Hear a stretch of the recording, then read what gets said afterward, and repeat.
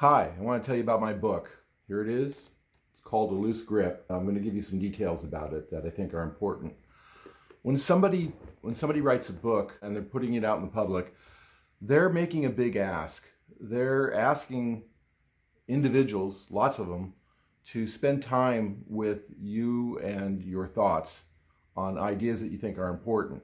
In 2019, on July 3rd, when I sat down to write the book, and it was where I live, they start the July 4th festivities on the 3rd. We had firework display. You can see them from our house. After the display, I was thinking a lot about this, obviously, and I just went back into the house, went to my office, and this started to happen.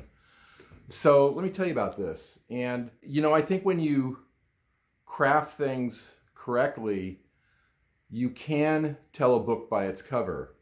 And let me tell you about the book's cover. You can see that the most prominent thing about it is the flag, the American flag. And I'll tell you some other elements about what's going on here. The American flag is a very strong, symbolic, iconic image. Conjures up a lot of feelings, both really very positive.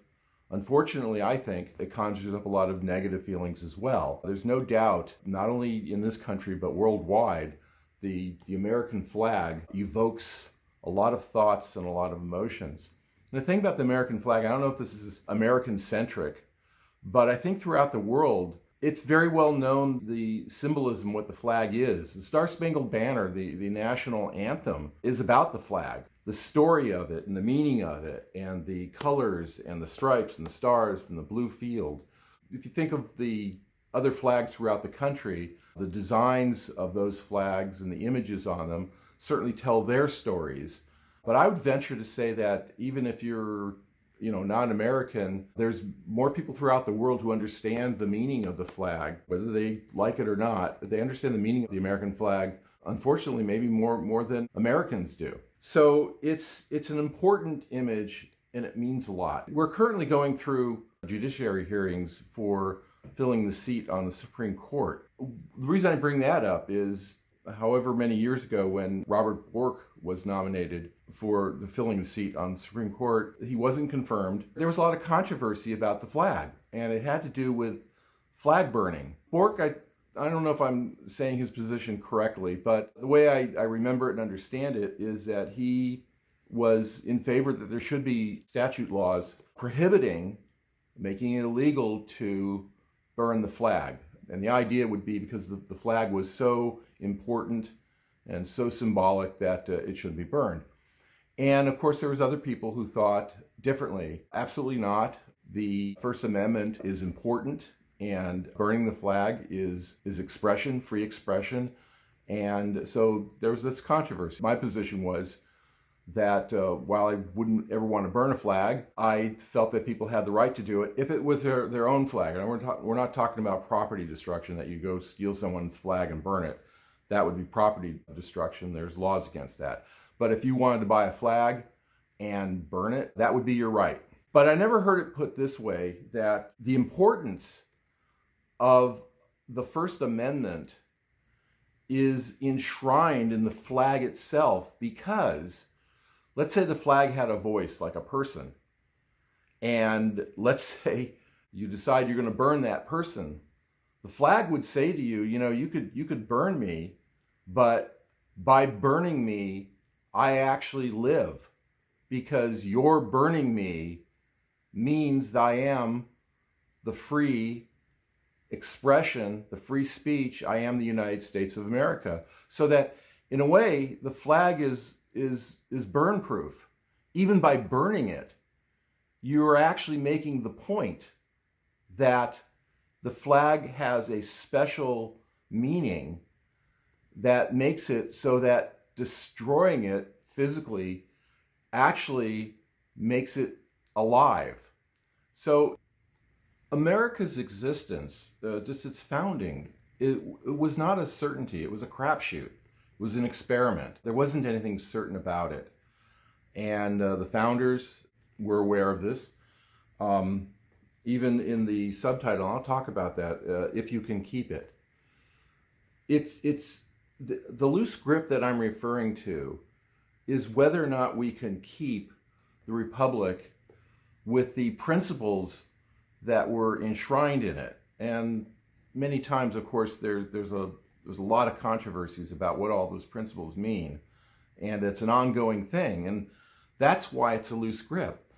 We don't have a firm handle on who we are, how to govern ourselves, how we should govern our own life. Well, we have a better idea how to govern our own lives as best we can, but collectively, as a republic, there's a lot of controversy.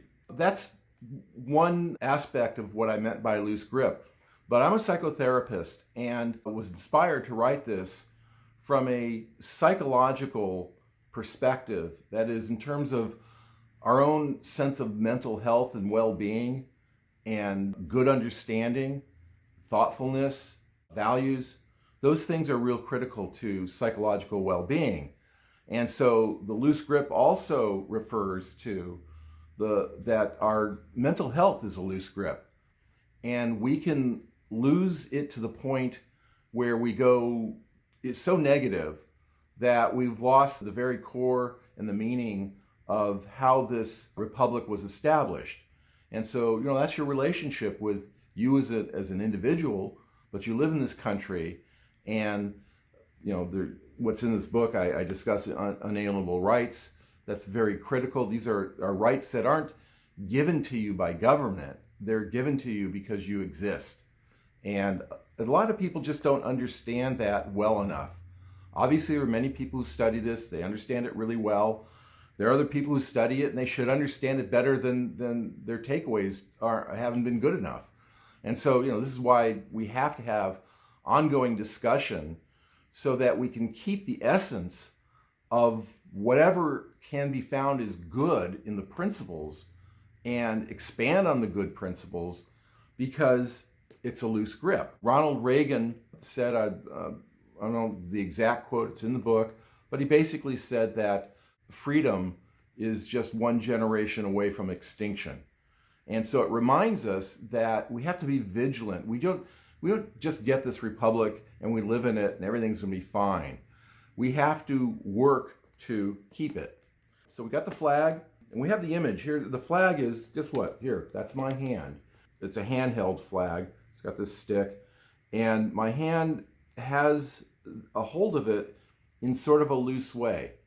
And that's the image that I'm trying to convey. I don't know if you can see that. Even the flag is torn a little away from this stick. And I'm trying to convey that, here's a republic. This has ideas. They're very well known. First Amendment, unalienable rights. And all of this is very tenuous. It remains tenuous. It always will be tenuous.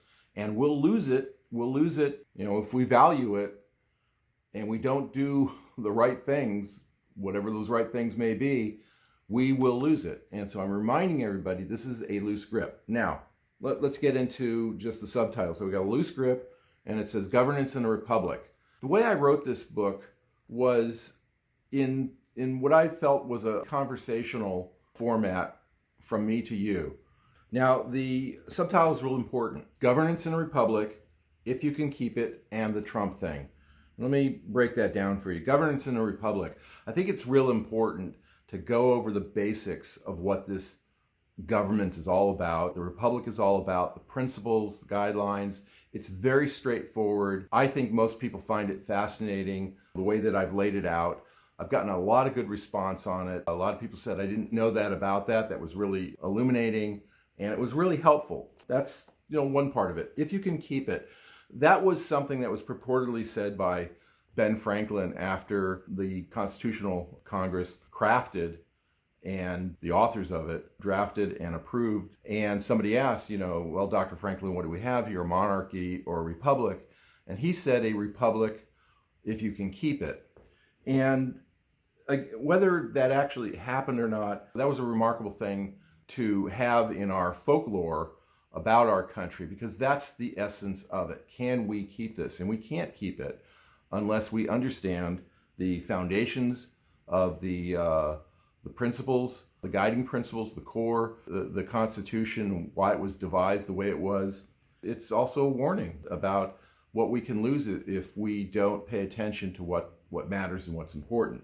And then draws us right back to, what's going on today, which I call the Trump thing. And the Trump thing is a remarkable phenomenon that certainly evoked so much emotions and passions. It's pressed all of the ideas that are wrapped up in the founding of our country and how we govern it. That's what you're supposed to get out of just if you look at the cover. On the back cover, there's more of an explanation. And of course, I do want people to read the book. That's critical. I want to emphasize how much is going on the outside of this book that tells you what this is about. It orients you as to where it's going. You know what the subject matter is. And hopefully, I just want to underscore just how important it is. I wrote this for a reason. Now, the other thing about this book is I believe when you make a demand on people's time, you better use it wisely, but don't use too much of it. So the book's not that big, okay? It's 230 pages. There are people I talked to who've really gotten a lot out of it. They've read it in one sitting. People like rereading it. There's a lot that's packed into this little book. Compact, but there's a lot of things going on in this book. The book is broken down into 4 parts. The first part is the Republic and the nature of people. It talks about a lot of what I just told you, as well as how people think about things, the nature of people. The second part is the Trump thing. It describes what happened and explains what happened in terms of, you can call it the Trump phenomenon, but he was elected, and there was a reason he was elected, and of course it ignited a lot of passions. The third part is who's crazy.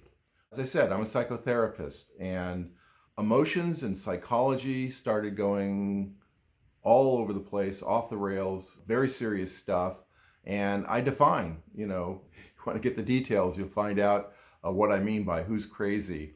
And the fourth part is you. And it's a dive into who you are. It seems to me, it's funny, as I was, wrote the book, it just naturally went to this last section so that the you part of all of this is calculated into the premises of what I'm bringing out and what I'm trying to explain. Again, I've gotten a lot of good response. A lot of people were surprised that there's so much in there that go into many different directions, but have a centralized theme that, brings you to, how can you be the best that you can be? Now, another component of this book that I've gotten a lot of good response from is I have a glossary in there. We use words. Too often, we don't have a good enough understanding what those words mean. And sometimes over time, words change. And of course, there's the vernacular, what's going on in the culture at any given time. So I thought it was real important to put a glossary. And it's a good read. It's a fun read. And I'm going to say it's an interesting read because I found it interesting. And the response that I was getting was that they were really appreciative that the glossary component was in the book. If you're, in this community and you're interested in what we're doing here, you definitely want to get this. If you could share it with anybody, all the better. So I believe that you will get a lot out of this. I'm trying to explain the signature elements that you can get from a book like this. I wrote it with the intention that it would move you. It would move you to understand yourself better, to understand the world around you better, and that's the point. And so that's what I want to explain to you, and as I always tell you, best to you in all good things.